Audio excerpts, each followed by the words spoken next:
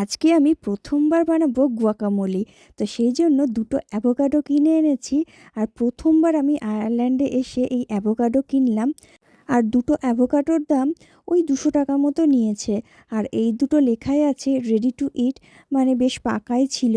কিনে তো অনেকবারই এই গুয়াকামোলি খেয়েছি আর বন্ধুর বাড়িতে বানানো খেয়েছি, কিন্তু নিজের হাতে কোনোদিনই বানাইনি।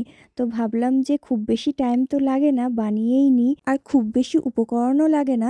কুচি কুচি করে একটু পেঁয়াজ কেটে নিয়েছি, আর একটু টমেটো কেটে নিয়েছি, আর সাথে একটু লেবু নিয়ে নিয়েছি। যদিও দেখছিলাম যে ধনেপাতাও অ্যাড করা যায়, কিন্তু আমার কাছে ধনেপাতা ছিল না। তো যাই হোক, পেঁয়াজ আর টমেটো দিয়ে দিয়েছি, একটু নুন, একটু গোলমরিচের গুঁড়ো, আর লাস্টে একটু বেশি করে লেবু দিয়ে দিয়েছি। আর অ্যাভোকাডোগুলো তো আগেই কাঁটা চামচের সাহায্যে ভালো করে ম্যাশ করে নিয়েছিলাম। আর একজন অধীর আগ্রহে অপেক্ষা করছে কখন খাবে। তো ওকে খাইয়ে আগে অ্যাপ্রুভাল নিয়ে নিয়েছি, মানে ওর বেশ ভালো লেগেছে। ব্যাস, এবার চলো দুটো ব্রেডে ভালো করে স্প্রেড করে নিই। আর একটা অ্যাভোকাডো দিয়ে এইটুকুই হয়েছে যে দুটো ব্রেডে স্প্রেড করে শেষ হয়ে গেছে।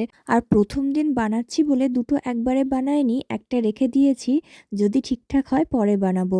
আর হ্যাঁ, খেতে কিন্তু দুর্দান্ত হয়েছিল।